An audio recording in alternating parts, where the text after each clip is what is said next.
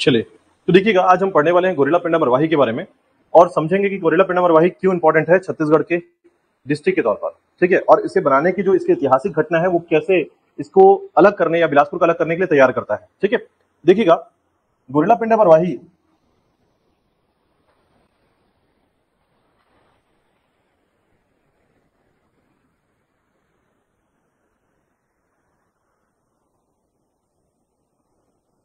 जिसे हम बोलते हैं शॉर्टकट में जीपीएम। ठीक है, गोरिल्ला पेंडा मरवाही। अब देखिए, अगर गोरिल्ला पेंडा मरवाही की बात करें याद रखिएगा तो एक ऐसा जिला जो बिलासपुर से कटकर अलग हुआ या बिलासपुर से जो है इसका स्थायित्व अलग हुआ। ठीक है, इसकी स्थापना होती है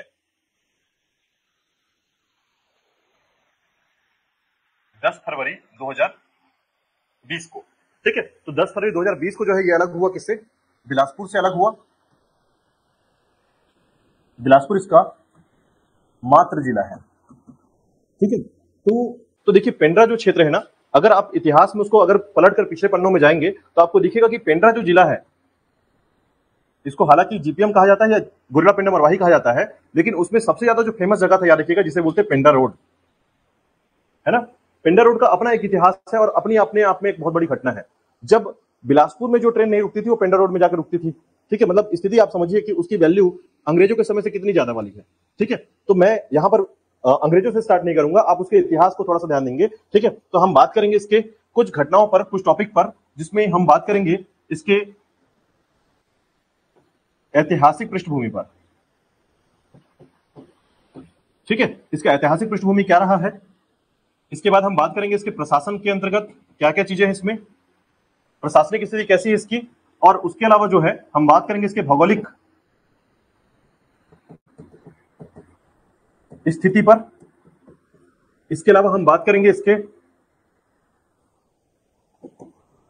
आर्थिक और सामाजिक स्थिति के बारे में, और अंत में हम बात करेंगे पर्यटन के बारे में, जिसमें पुरातात्विक क्षेत्र, प्राकृतिक या नेचुरल प्लेस, और कोई अगर धार्मिक प्लेस है तो इनके बारे में डिस्कस करेंगे। ठीक है, तो मुख्य रूप से इन 4-5 बिंदुओं से जो है हम जिले के बारे में एक बेहतर समझ विकसित कर सकते हैं। देखिएगा, अगर हम ऐतिहासिक पृष्ठभूमि के बारे में बात करेंगे, देखिएगा तो इसके अंतर्गत जो है गोरिल्ला पेंडा मरवाही ऐतिहासिक पृष्ठभूमि। ठीक है, देखिएगा जब हम बात करते हैं गोरिल्ला पेंड्रा और मरवाही का, तो इसमें सबसे ज्यादा जो इंपॉर्टेंट क्षेत्र याद रखिएगा वो है आपका गोरिल्ला क्षेत्र। ठीक है, पेंड्रा क्षेत्र तो है ही, लेकिन गोरिल्ला क्षेत्र को ही हम कहते हैं पेंड्रा रोड। ठीक है, तो ये जो क्षेत्र है याद रखिएगा इसका नामकरण कैसे हुआ है, इसका नामकरण हुआ है याद रखिएगा पिंडारियों के कारण। पिंडारियों को जानते हैं आप लोग कौन है पिंडारी? ठीक है, तो याद रखिएगा एक ऐसा ग्रुप जो फोकस करता था लूटमार में, केवल लूटमार करता था ये। ठीक है, तो अगर आप ध्यान देंगे तो देखिएगा, थोड़ा मैप में समझने का प्रयास कीजिएगा कि कुछ इस प्रकार से आपका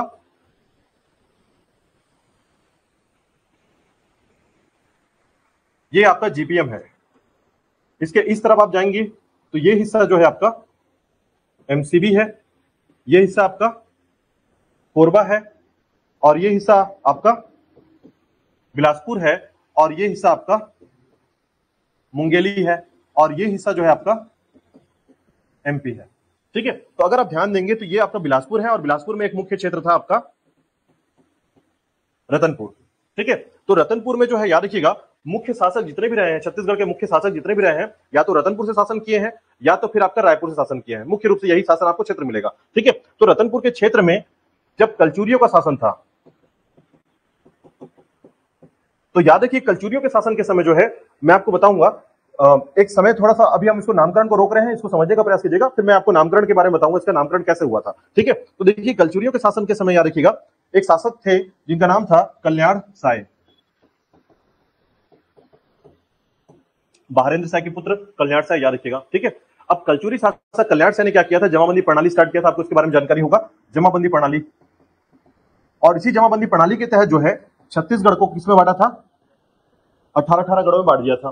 ठीक है, यानी छत्तीसगढ़ जो है आज जिसका नाम छत्तीसगढ़ पड़ा है उसी के कारण पड़ा है, याद रखिएगा 18-18 गढ़ों में। ठीक है, तो याद रखिएगा जब इसने 18-18 गढ़ बनाए थे तो ये जो बीच की जो लकीर आपको दिख रही है वो एक्चुअल में कौन है, शिवनाथ नदी है, जिसके ऊपर में 18 गढ़ और दक्षिण में 18 गढ़ बनाए थे। ठीक है, तो इसी के अंतर्गत याद रखिएगा इन 18 गढ़ों में, ऊपर के 18 गढ़ों में एक गढ़ तैयार किया था जिसे कहा जाता है कंडरी। कंडरी, ठीक है, जो वर्तमान में कहां पर है, पेंड्रा में है। याद रखिएगा गोरेला वाला जो क्षेत्र है उस क्षेत्र में पड़ता है आपका कंडरी। ठीक है, यानी रतनपुर के इतिहास में, या फिर अगर आप कहें कि कलचुरियों के इतिहास में, आपको जब इतिहास इसके सुनने को मिलेगा तो यहां से इसका मुख्य इतिहास सुनने को मिलता है कि यह जो क्षेत्र था, यह क्षेत्र कलचुरियों के अधीन आता था, कलचुरियों के अधीन हुआ करता था। ठीक है, यानी इतिहास में यह दर्शाया जाता है कि पेंड्रा जो क्षेत्र था वो पहले किसके अधीन था, कलचुरियों के अधीन हुआ करता था। ठीक है, इसके बाद याद रखिएगा यहाँ के जो कलचुरी थे, ठीक है, हालांकि इसको मैं बात बता दूं कि यहाँ पर पहले पेंड्रा में जो है ना सूर्यभान शासक का शासन हुआ करता था, सूर्यभान का। ठीक है, और उससे पहले जो है याद रखिएगा एकमात्र छत्तीसगढ़ में मुस्लिम गढ़ हुआ करता था जो कि पेंड्रा था।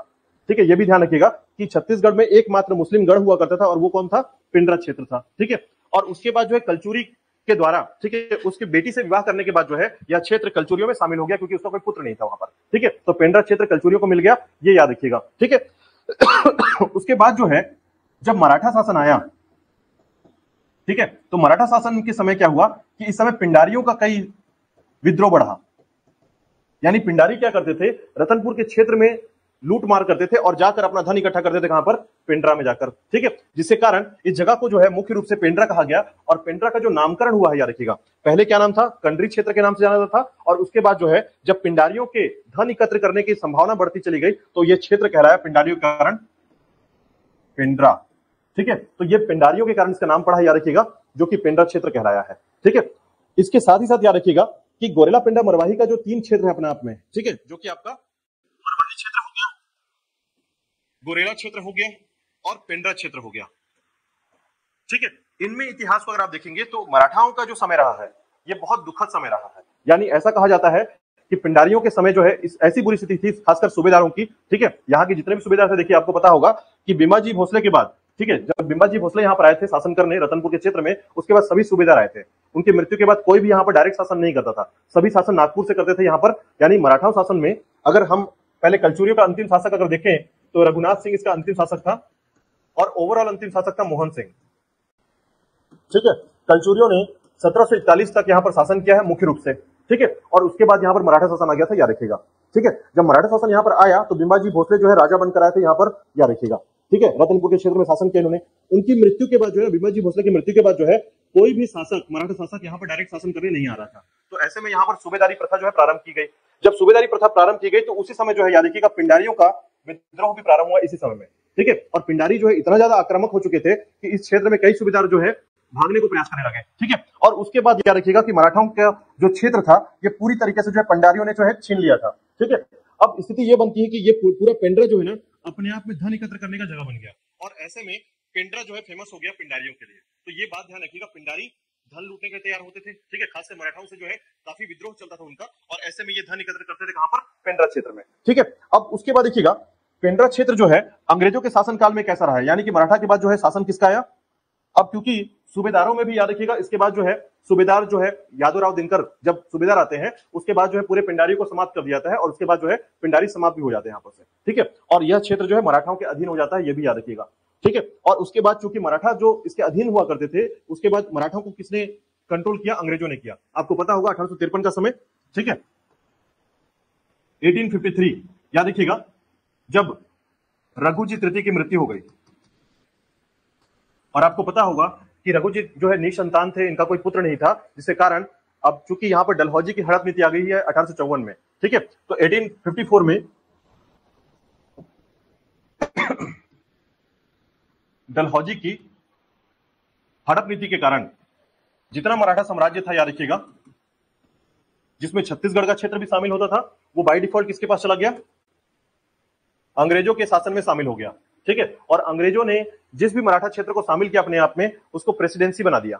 ठीक है, और उसी से बना आपका मध्य प्रांत आगे चलकर, याद रखिएगा, उसी से आपका मध्य प्रांत बना है, जिसमें छत्तीसगढ़, महाराष्ट्र और संबलपुर जैसे क्षेत्र को शामिल किया गया है ना। तो छत्तीसगढ़, महाराष्ट्र और एमपी जो क्षेत्र है वो पहले मराठाओं के अधीन हुआ करते थे, और ये ट्रांसफर हो गए अंग्रेजों को, और अंग्रेजों से मिल गए किसको, प्रेसिडेंसी को।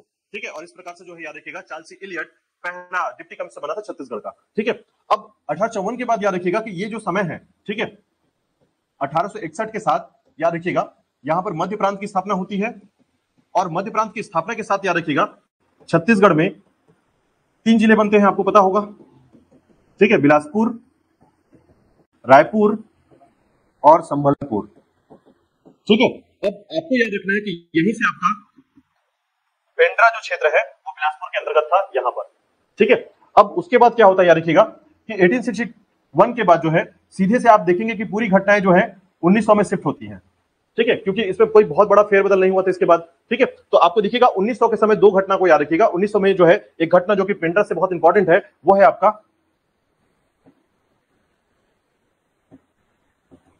छत्तीसगढ़ मित्र समाचार पत्र का प्रकाशन, ठीक है। कहां से होता था? पेंड्रा रोड से, याद रखिएगा, ठीक है। तो पेंड्रा रोड से छत्तीसगढ़ का पहला समाचार पत्र याद रखिएगा, उसका नाम है छत्तीसगढ़ मित्र, और याद रखिएगा ये पेंड्रा रोड से प्रकाशित होता था, जो वर्तमान में अभी क्या कहलाता है? गोरेला कहलाता है, ठीक है। वर्तमान में जो गोरेला क्षेत्र है वही आपका पेंड्रा रोड कहलाता है, ठीक है। और आपको याद रखना है कि ये जो छत्तीसगढ़ का मित्र का समाचार पत्र है, याद रखिएगा, इसको छापने वाले या इसका संपादक थे, कौन था? माधवराव सप्रे।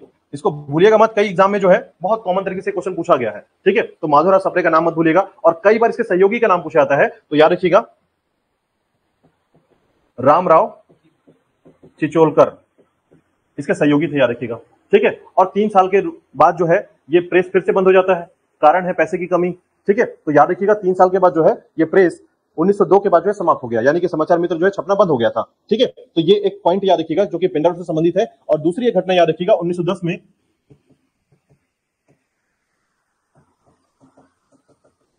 बिलासपुर गजेटियर, ठीक है। याद रखिएगा 1910 में जो है बिलासपुर गजेटियर जो है ये भी आपका एक समाचार पत्र है जो छापा गया था, ठीक है। ये गवर्नमेंट समाचार पत्र, ये ध्यान रखिएगा, ठीक है, गवर्नमेंट न्यूज़पेपर है जिसे कहा जाता था बिलासपुर गजेटियर, और जो छपता था कहां से? पेंड्रा रोड से, ठीक है। तो ये पेंड्रा रोड से छपने वाला दूसरा समाचार पत्र है, याद रखिएगा, जो इंपॉर्टेंट है, बिकॉज इसमें जो है ना पहली बार याद रखिएगा किसके बारे में छापा गया था? जेटी ब्लंट के बारे में, ठीक है। तो जेटी ब्लंट जो है एक अंग्रेज अधिकारी हुआ करते थे जिनके बारे में छापा गया, उनके यात्रा या टूर को छापा गया था यहां पर, और ये समय था 1910 में। और याद रखिएगा इसकी इंपॉर्टेंस ये है बिकॉज ऑफिशियली छत्तीसगढ़ शब्द का प्रयोग किया गया था, ठीक है। छत्तीसगढ़ शब्द का प्रयोग जो है गवर्नमेंट तरीके से या ऑफिशियली तरीके से पहली बार 1910 में प्रयोग किया गया था, ये याद रखिएगा, ठीक है। तो ये कुछ घटनाएं हैं जो कि पेंड्रा रोड से संबंधित है, याद रखिएगा, जो उसके इतिहास को दर्शाता है, इस समय इतिहास उसका क्या दर्शाता है, ठीक है। उसके बाद देखिएगा 1910 के बाद जो है लगातार, ठीक है। और एक बात बता दूं आपको मैं,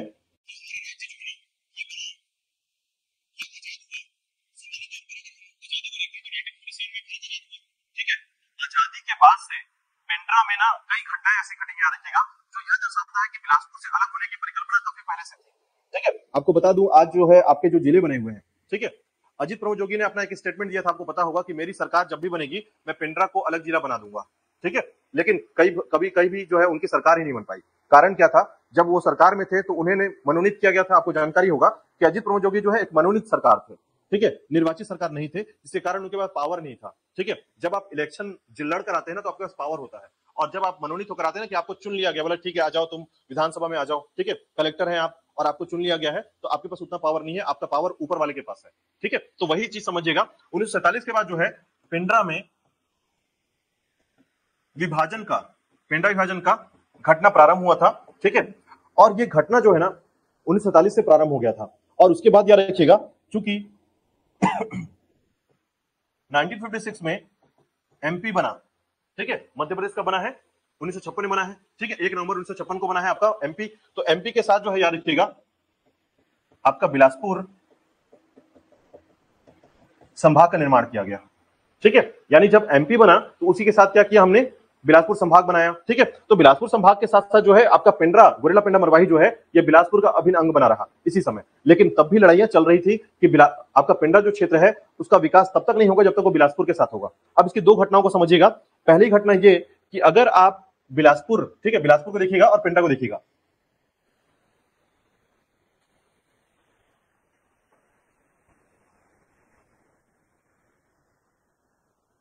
आपको कुछ इस प्रकार से जो है बिलासपुर दिखेगा और इस प्रकार से जो है आपको पेंड्रा दिखेगा।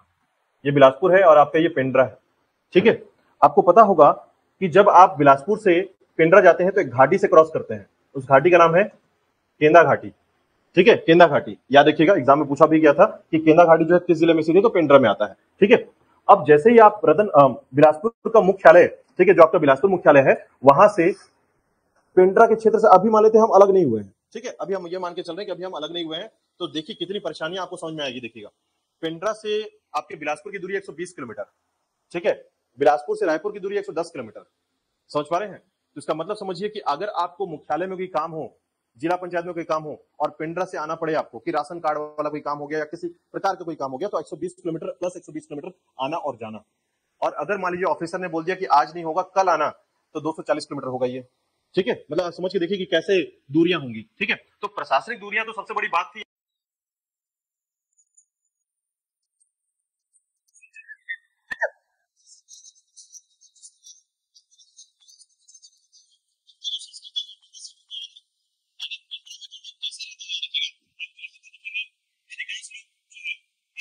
एमपी का असर बहुत ज्यादा यहाँ पर दिखेगा, एमपी का असर दिखेगा। ठीक है, मतलब आपको रीवा सतना जैसे प्लेस सुनने को मिलेंगे, केरला, ठीक है, नागा जैसे शब्द हम बहुत ज्यादा करते हैं यहाँ पर। ठीक है, तो आपको दिखेगा कि रीवा सतना में जिस प्रकार की भाषा या जिस प्रकार की का यूज करता है, आपको एमपी का पूरा असर जो है आपको वहां पर जीपीए में नजर आएगा। बिलासपुर में बिल्कुल इसका असर नहीं दिखता आपको। ठीक है, तो ये बात समझिए कि यहाँ की संस्कृति, यहाँ का तीज त्योहार ये बिल्कुल अलग हो रहा था और काफी लोग इससे लड़ रहे थे।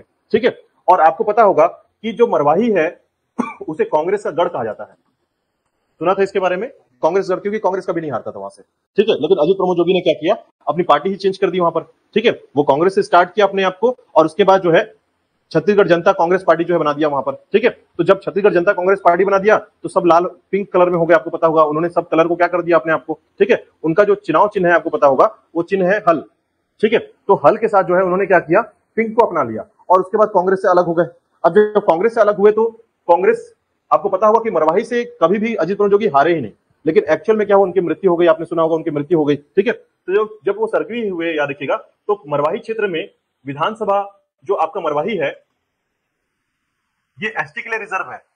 ठीक है, कई बार केस भी आपने सुना होगा कि अजीत प्रमोद जोगी पर केस लगा हुआ है हाईकोर्ट में, ये प्रूव करना पड़ रहा था कि मैं एसटी कैटेगरी से आता हूं। और आपको पता होगा कि रमशीला साहू उनके विरोध में थी। ठीक है, रमशीला साहू उनके विरोध में रहती हैं, और आपको पता होगा महिला बाल विकास मंत्री रह चुकी है रमशीला साहू। ठीक है, तो याद रखिएगा कि ऐसे संबंध में कई ऐसे राजनीतिक मुद्दे जो है वहां पर उठे हैं, और उस घटनाओं को देखा गया। तो उनकी मृत्यु के बाद जो है ना कांग्रेस से डॉक्टर के उपचुनाव के बाद यहां जीत गए।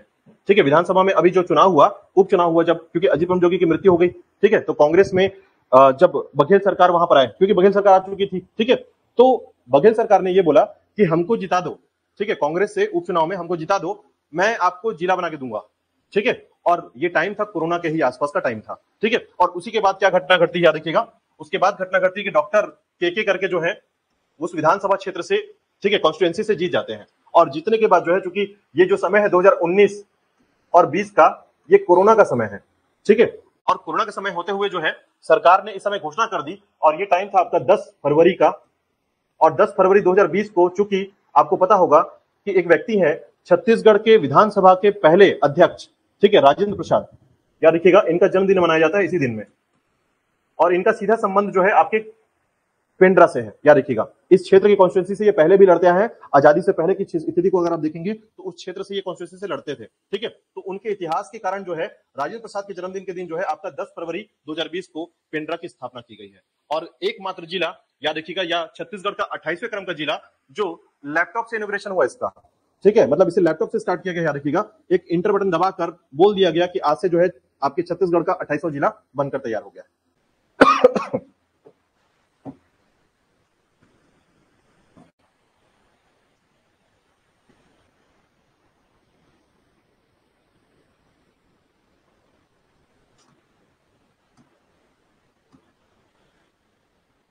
ठीक है, तो याद रखिएगा, छत्तीसगढ़ का 28वें क्रम का जिला बनाइए। ठीक है, अब उसी के साथ देखिए कई ऐसी घटनाएं हैं जो इतिहास में आपको बड़े तौर पर पढ़ने को मिलेगा। यहाँ पर मैं पूरी तरीके से इतिहास को लेकर नहीं आ रहा हूं, क्योंकि इतिहास को ही पढ़ाऊंगा तो पूरा इतिहास भर जाएगा इसी में। ठीक है, तो इतना याद रखिएगा, बस ये कैसे बना, उसकी कहानी क्या थी, वो मैंने आपके सामने ला दिया है। ठीक है, तो याद रखिएगा, गुरेला पेंड्रा मरवाही जो है कुछ इस प्रकार से ऐतिहासिक पृष्ठभूमि से हमारे सामने आता है। ठीक है, अगर हम इसके प्रशासनिक बिंदुओं को देखें, प्रशासन, क्योंकि ये बिलासपुर से अलग हुआ है, याद रखिएगा, तो बिलासपुर से अलग होने के कारण जो है इसकी लगभग 8 से 9 लाख जनसंख्या जो है इस क्षेत्र में निवास करती है। ठीक है, मतलब इसकी डेमोग्राफी को देखेंगे तो इसकी जनसंख्या कम से कम 9 लाख के आसपास है यहाँ पर, यहाँ की जनसंख्या है। ठीक है, साक्षरता क्षेत्र क्या है इसके, तो साक्षरता क्षेत्र यहाँ की है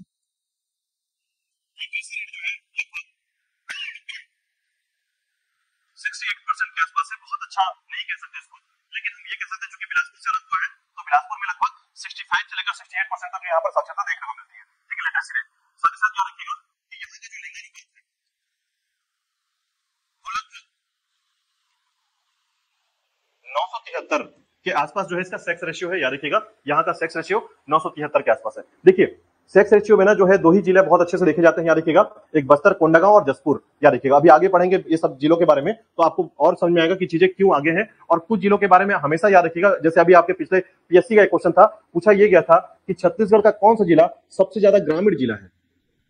छत्तीसगढ़ का कौन सा जिला सबसे ज्यादा ग्रामीण जिला है, तो बलरामपुर ऐसा जिला है याद रखिएगा जो सबसे ज्यादा ग्रामीण जिला है। ठीक है, और अभी के टाइम पर जो है ना क्वेश्चन का तरीका इतना लेवल का जा चुका है, वो आपसे 5 जिले दे देगा और बोलेगा इसको ग्रामीण जिले के हिसाब से सम्मिलित करिए। ठीक है, तो आप अगर याद रखेंगे सिर्फ बलरामपुर को तो बात नहीं बनेगी, फिर आपको बताना पड़ेगा कि जसपुर दूसरे नंबर पर आता है। ठीक है, फिर आपको ऐसे जिले का नाम आपको, तो इसके लिए आपको ये याद करना पड़ेगा, ये सारी चीजें देखनी पड़ेंगी। ठीक है, तो याद रखिएगा। इसके बाद देखिएगा शहरीकरण, तो यहाँ का शहरीकरण जो है केवल 10% है। अर्बन एरिया जो है यहाँ पर केवल 10% में आता है। याद रखिएगा, यहाँ पर कोई नगर निगम नहीं है। ठीक है, इसके अंतर्गत कोई नगर निगम नहीं है, क्योंकि छत्तीसगढ़ में कुल 14 नगर निगम है और 14 में एक भी आपके यहाँ पर नहीं है। याद रखिएगा। ठीक है, तहसील की बात करेंगे तो तहसील की संख्या एक ज्यादा हो चुकी है। याद रखिएगा 4 तहसील आते हैं यहाँ पर, टोटल 4 तहसील है। ठीक है, अभी हम डिस्कस करेंगे कौन कौन सी तहसील है, लेकिन याद रखिएगा तहसीलों की संख्या यहाँ पर कितनी है, 4। ठीक है, इसके बाद देखिएगा विधानसभा क्षेत्र, तो इसका जो विधानसभा क्षेत्र है वो है आपका मरवाही विधानसभा क्षेत्र, और ये एसटी कैटेगरी के लिए रिजर्व है। याद रखिएगा मत, हाँ नगर पालिका मिलेगा। ठीक है, नगर पालिका अभी बघेल सरकार ने घोषित कर दिया है। ठीक है, लेकिन नगर पालिका चूंकि छोटा इकाई है इसलिए हम इसको शामिल नहीं करते, क्योंकि उनकी संख्या ज्यादा है। ठीक है, तो याद रखिएगा हम उन बड़े बातों पर डिस्कस करेंगे, क्योंकि बहुत सारी चीजें फिर छोटी छोटी बहुत सारी चीजें शामिल हो जाती है इसमें। ठीक है, तो विधानसभा क्षेत्र क्या है, मरवाही, एसटी कैटेगरी के लिए। याद रखिएगा, और उसके बाद लोकसभा क्षेत्र की बात करेंगे तो लोकसभा क्षेत्र इसका आता है कौन सा, कोरबा। ठीक है, इसका लोकसभा क्षेत्र है आपका कोरबा। याद रखिएगा, मतलब यहाँ के लोग वोट देंगे किसको, कोरबा से जो खड़ा होगा उसको। ठीक है, बात समझ में आ रही है। इसके साथ याद रखिएगा सीमावर्ती जिले,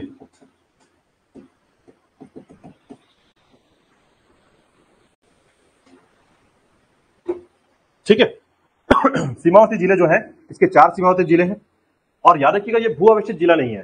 ठीक है, क्योंकि ये क्या करता है, बाउंड्री शेयर करता है किसी स्टेट के साथ, तो एमपी के साथ इसकी बाउंड्री लगती है। सीमावर्ती राज्य जो है वो किसका है, एमपी के साथ लगता है। ठीक है, तो बाउंड्री लगती है एमपी के साथ, इसलिए भू अवस्थित जिला जो है नहीं है। याद रखिएगा, इसे लैंडलॉक डिस्ट्रिक्ट कहते हैं। ठीक है, तो लैंडलॉक नहीं है, ध्यान रखिएगा। इसी के साथ याद रखिएगा यहां पर नेशनल हाईवे, राष्ट्रीय राजमार्ग, सबसे मुख्य राष्ट्रीय राजमार्ग जो है आपका जो बना है नया, याद रखिएगा NH-45। ठीक है, स्टेट हाईवे भी है। याद रखिएगा यहाँ पर SH-5 स्टेट हाईवे भी है यहाँ पर। ठीक है, SH-5 जो है स्टेट हाईवे है। तो मुख्य रूप से जो है ना प्रशासनिक स्थिति को अगर आप देखेंगे तो ये मुख्य प्रशासनिक डेमोग्राफी इसकी और बेसिक है। याद रखिएगा, जिसमें आप जिले के बारे में थोड़ा सा याद रखेंगे। ठीक है, अब देखिएगा इसकी भौगोलिक स्थिति को देखिएगा। ठीक है,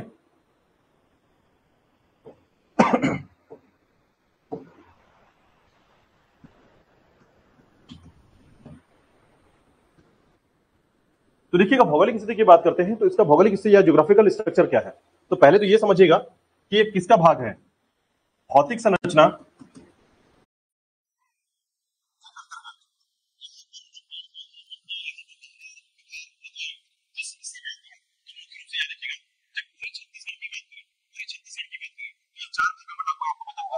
बुंदेलखंड का पठार, जसपुर सामरी पाट प्रदेश, महानदी बेसिन, और उसके बाद दंडकारण्य का पठार। तो ये जो हिस्सा है याद रखिएगा वो आता है आपके महानदी बेसिन में, महानदी बेसिन का हिस्सा है। ठीक है, जिसके कारण यहाँ पर जो चट्टानें पाई जाती हैं या भूगर्भिक संरचना पाई जाता है वो पाया जाता है कडप्पा।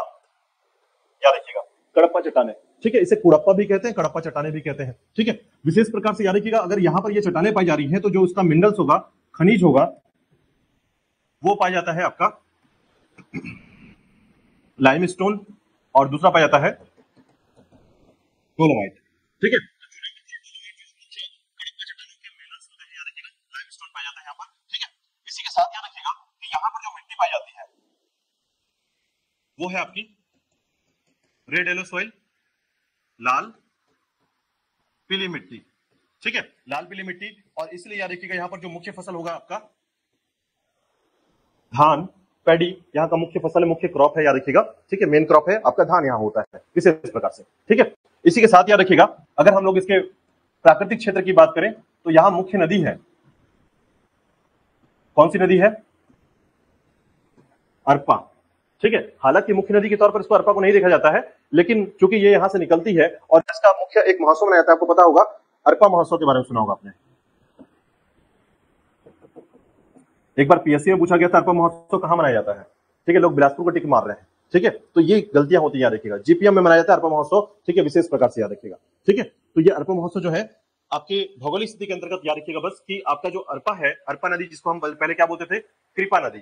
ठीक है, इसका नाम है कृपा नदी और ये जो है आपके जीपीएम के खोडी खोंसरा की पहाड़ी से निकलता है और उसके बाद जो है 100 किलोमीटर बहते हुए जो है आपके बिलासपुर के एंड पॉइंट पर खत्म हो जाता है, शिवनाथ नदी मिल जाता है। ठीक है, तो शिवनाथ नदी की सहायक नदी आपकी अरपा नदी, याद रखिएगा। ठीक है, इसके बाद देखिएगा अगर हम इसके पठारी भाग को देखें या पहाड़ों की बात करें, याद रखिएगा तो यहां पर एक चोटी है जिसे कहते हैं पलमा चोटी। ठीक है, इसको भूलिएगा मत, पलमा चोटी। ठीक है, तो देखिए अगर हम लोग बोले ये पहाड़ जो है किसका भाग है, तो याद रखिएगा पेंड्रा लोरमी के पठार का भाग। ठीक है, एक्चुअल में पलमा चोटी जो है वो किसका भाग है? पेंड्रा लोरमी के पठार का भाग है। और ध्यान रखिएगा कि अगर आप इसको ऐसे एक लकीर खींच के समझने का प्रयास करेंगे तो ज्यादा बेहतर समझ पाएंगे। देखिए ये कोरबा का हिस्सा, यहां पर है आपका लाफागढ़, ये आपका पेंड्रा का हिस्सा, याद रखिएगा ये है आपका पलमा चोटी, और ये आपका मुंगेली का हिस्सा, लोरमी वाला हिस्सा, चंदेरी पहाड़। ऐसे करके ये तीनों जगह से फैला हुआ है। ठीक है, तो याद रखिएगा इसको बोलते हैं पेंड्रा लोरमी का पठार, कोरबा, जीपीएम, मुंगेली। ठीक है, तो याद रखिएगा ये तीन हिस्सों में बटा हुआ है और तीनों की हाइट जो एरिया है वो तीनों हाइट में सबसे ज्यादा, याद रखिए जैसे पूछा जाएगा कि कोरबा का सबसे ऊंचा पहाड़ी कौन सा है, तो लाफागढ़। उसी प्रकार जीपीएम की सबसे ऊंची चोटी क्या है, तो पलमा चोटी। और उसी प्रकार मुंगेली की सबसे ऊंची चोटी क्या है, तो चंदेरी।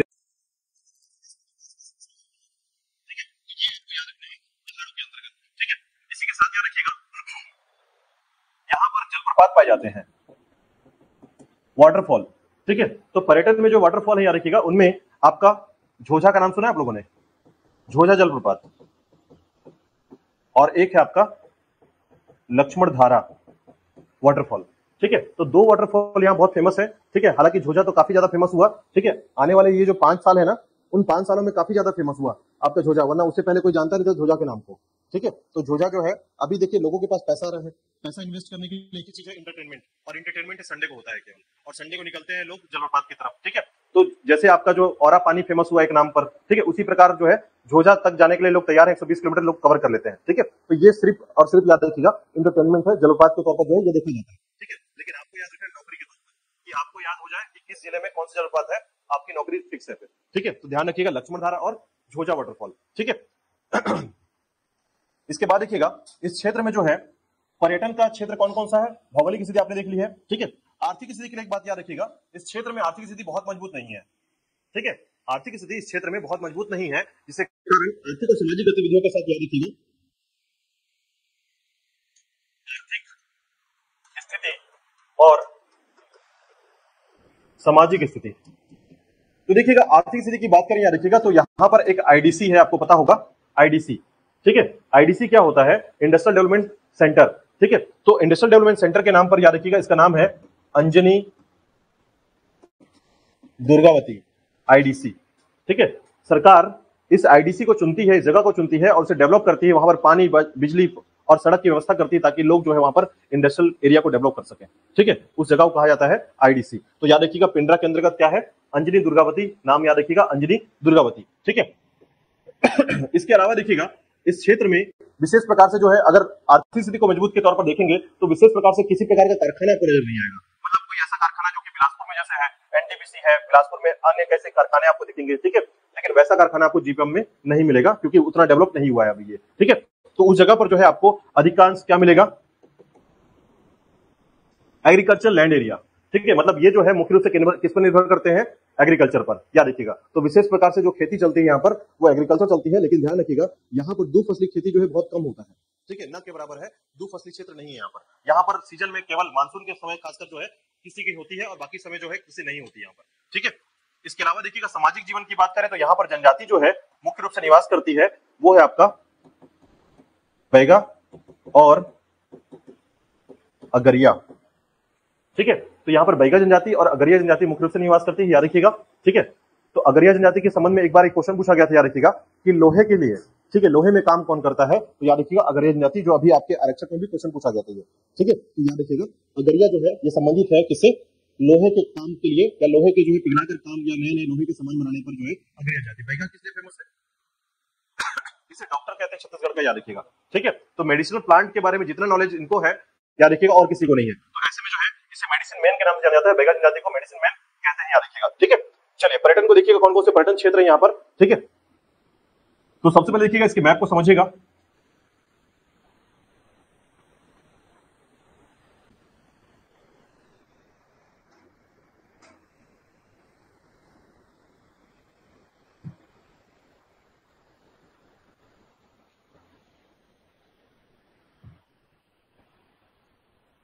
ठीक है, देखिएगा इसके मैप को समझिएगा। इसके मैप में सबसे पहले ये याद रखिएगा, ये वाला जो हिस्सा है वो है आपका एमसीबी का, मनेन्द्रगढ़ जाने के लिए हिस्सा। ठीक है, दूसरा जो ये हिस्सा है याद रखिएगा ये कोरबा का है, कोरबा का क्षेत्र है। दक्षिण के क्षेत्र में इसका बिलासपुर क्षेत्र है, और इस तरफ आएंगे तो ये आपका मुंगेली का क्षेत्र, और ये है आपका राज्य मध्य प्रदेश, पड़ोसी राज्य। ठीक है, अब देखिए इसका जो मुख्यालय है, इसका मुख्यालय जो है, अगर आप यहां पर देखेंगे तो ये वाला जो हिस्सा है ना, इसे कहते हैं पेंड्रा रोड।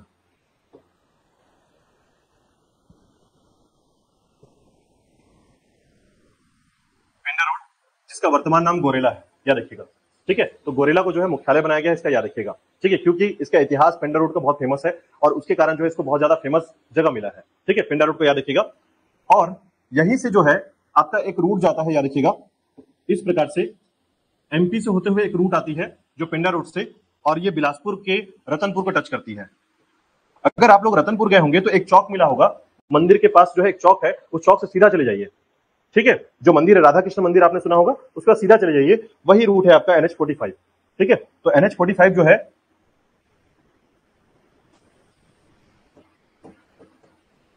ये आपके जीपीएम का रूट है, याद रखिएगा। ठीक है, और इसके अलावा जो है अगर इसके क्षेत्र को, अगर आप तहसील को देखेंगे तो याद रखिएगा यहां से होते हुए आप पहुंचते हैं पेंड्रा,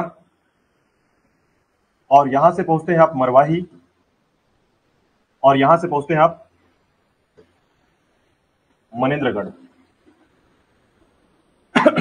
ठीक है, तो पेंड्रा रोड, पेंड्रा, मरवाही, और उसके बाद मनेन्द्रगढ़ का क्षेत्र चला जाता है, और ये SH5 में आता है। ठीक है, अब इसके बाद देखिएगा पेंड्रा रोड जो है इसके आसपास के क्षेत्र को देखेंगे तो पहले तो याद रखिए ये 3 तहसील आपको समझ में आ गया होगा, ये 3 तहसील है, याद रखिएगा। ठीक है, और चौथा तहसील है जो जिसे कहा जाता है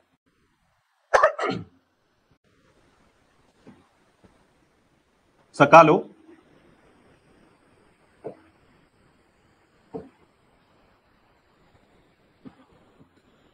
कोटमी। ये चौथा तहसील बनाया गया है, याद रखिएगा, यहाँ का चौथा तहसील है। ठीक है, तो 4 तहसील कौन कौन से हैं, याद रखिएगा, पेंड्रा रोड, सकालो, कोटमी, पेंड्रा, मरवाही, और ये गोरेला है, याद रखिएगा। ठीक है, गोरेला क्षेत्र। ठीक है, और इसी के पास जो है ना, अगर आप इस तरफ आएंगे तो देखिए यहां पर जो है ये जो हिस्सा है,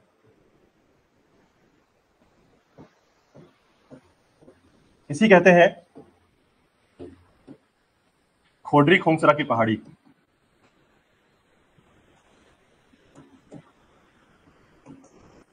खोडरी खोंगसरा की पहाड़ी, और यहीं से जो है एक नदी निकलती है, और ये नदी बहते हुए इस तरीके से प्रवेश करती है, और ये नदी का नाम है आपका अरपा, जिसका लेंथ कितना है 100 किलोमीटर, भूलिएगा मत, 100 किलोमीटर। ठीक है, तो 100 किलोमीटर बहकर जो है ये शिवनाथ नदी की सहायक नदी बनती है, याद रखिएगा। खोडरी खोंगसरा की पहाड़ी से निकलती है, याद रखिएगा। ठीक है, और उसके बाद देखिएगा खोडी खोंसरा की पहाड़ी से निकलकर, ठीक है, ये प्रवेश करती है और इसी एवज पर जो है याद रखिएगा इस नदी की वैल्यू जो है यहाँ पर इतनी ज्यादा है क्योंकि इसी के लिए महोत्सव मनाया जाता है, ठीक है। और ये जो महोत्सव है याद रखिएगा खासकर ये महोत्सव जो है मेनली जनवरी के माह में मनाया जाता है, ठीक है। तो इस महोत्सव को कहा जाता है हरप्पा महोत्सव, ठीक है। हरप्पा महोत्सव जो है याद रखिएगा। इसके बाद रखिएगा अब यहां पर पहले तो याद रखिएगा अंजनी क्षेत्र कहां पर है, तो ये आपका अंजनी क्षेत्र है जिसको हम कहते हैं आईडीसी, ठीक है। अब देखिए पर्यटन के नाम पर ना यहां पर बहुत ज्यादा क्षेत्र नहीं है, मतलब ऐसा नहीं कि दुर्लभ पिंडा मरवाही बहुत विकसित हो गया, ऐसा नहीं हुआ है, लेकिन यह भी ध्यान रखिएगा कि इस क्षेत्र में आपको कुछ पर्यटन क्षेत्र मिलेंगे, जैसे कि वाटरफॉल मैंने बताया, जलप्रपात, 2 जलप्रपात मिलते हैं। दूसरा याद रखिएगा एक मंदिर है जिसे कहा जाता है ज्वालेश्वर महादेव मंदिर। इसके अलावा जो है आपका घनपुर क्षेत्र, ये पहले बिलासपुर में शामिल था, याद रखिए घनपुर कई बार एग्जाम पूछा गया, याद रखिएगा, ठीक है। इसी प्रकार जो है आपका बकरी प्रजनन केंद्र जो है यहां पर है और पशु प्रजनन केंद्र,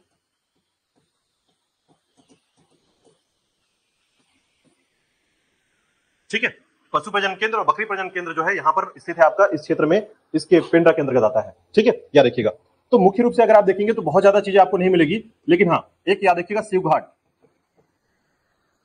शिवघाट जो है यहाँ का फेमस है, याद रखिएगा। तो ये कुछ क्षेत्र याद रखिएगा जो कि गोरिल्ला पिंड मरवाही के अंतर्गत आता है। उसमें याद रखिएगा जलप्रपात का 2 क्षेत्र आप याद रखेंगे, एक है आपका झोझा और दूसरा याद रखिएगा लक्ष्मण धारा की वैल्यू ये है, याद रखिएगा यहाँ पर इसकी विशेषता है कि 12 महीने इसमें पानी रहता है, लक्ष्मण धारा में 12 महीने पानी रहता है और लगातार एक पतली धारा है और लगातार प्रवाहित होता रहता है इसमें, ठीक है। और यहीं पर देखिएगा इस क्षेत्र में आपका ज्वालेश्वर मंदिर है, याद रखिएगा शिव जी का एक मंदिर है। और ये मंदिर क्यों फेमस है, बिकॉज ये कलचुरी कालीन है, कलचुरी कालीन मंदिर, याद रखिएगा कलचुरी कालीन मंदिर जो है यहां पर स्थित है, जो कि कहा जाता है ज्वालेश्वर मंदिर, ठीक है। कुछ लोग इसको क्या बोलते हैं, जलेश्वर मंदिर बोलते हैं, तो ध्यान रखिएगा ज्वालेश्वर मंदिर कहा जाता है इसे, याद रखिएगा, ठीक है। इसके बाद धनपुर की बात करें, याद रखिएगा, तो धनपुर जो है ना पेंडा रोड के पूर्व में स्थित आपका धनपुर क्षेत्र।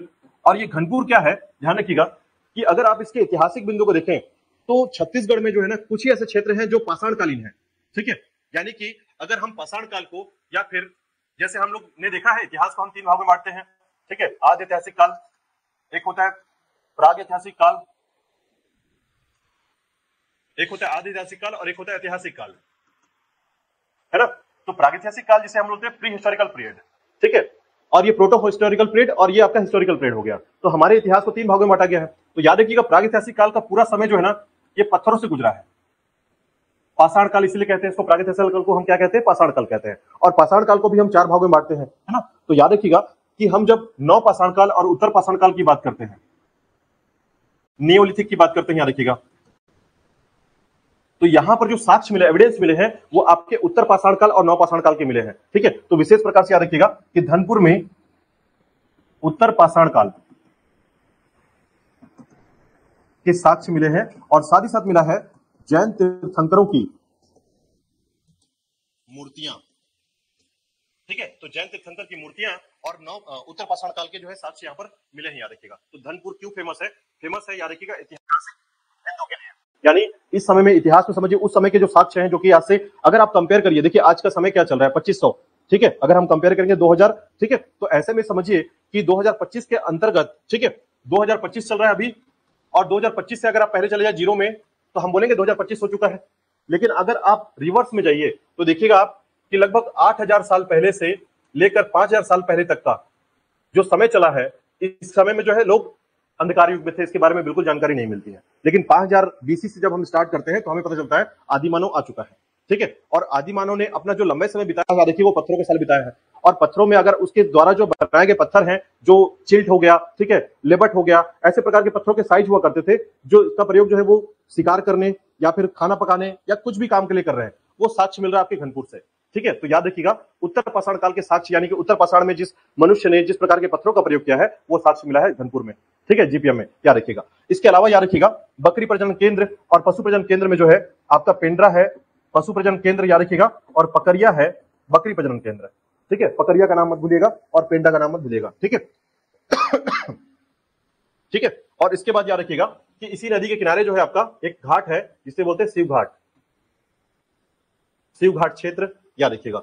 ठीक है, अब देखिए जब आप जो है ना, 3 पर्यटन ही मेन मुख्य है आपका, एक घनपुर क्षेत्र है, ज्वालेश्वर मंदिर है, शिव घाट क्षेत्र है और जलप्रपात है। ठीक है लेकिन अगर आप यहां पर पहुंचेंगे इस रूट से, बिलासपुर से जब यहां जाएंगे, याद रखिएगा, तो ये जो क्षेत्र है आपका, इसे बोलते हैं केंदा घाटी, केंदा घाटी क्षेत्र। ठीक है, तो ये भी याद रखिएगा, जीपीएम के अंतर्गत आता है केंदा घाटी क्षेत्र। ठीक है, तो जैसे घाटियां पढ़ते हैं हम लोग, लोरो घाटी, ठीक है, विनीता घाटी, विंता घाटी, ठीक है, केसकल घाटी, उसी प्रकार केंदा घाटी का नाम मत भूलिएगा, केंदा घाटी आपके जीपीएम में आता है। ठीक है, तो ये था आपका गोरिल्ला पेंडा मरवाही के बारे में। इसके आर्थिक स्थिति को देखा हमने, बहुत अच्छी स्थिति में नहीं है, लेकिन ये है कि आगे चलकर जो है अपने आप में ये बहुत महत्वपूर्ण कार्य करेगा। ठीक है, तो याद रखिएगा, जीपीएम के अंतर्गत इतना टॉपिक आपको याद रखना है। ठीक है, अब यहां से कोई डाउट है तो क्लियर कर लीजिए।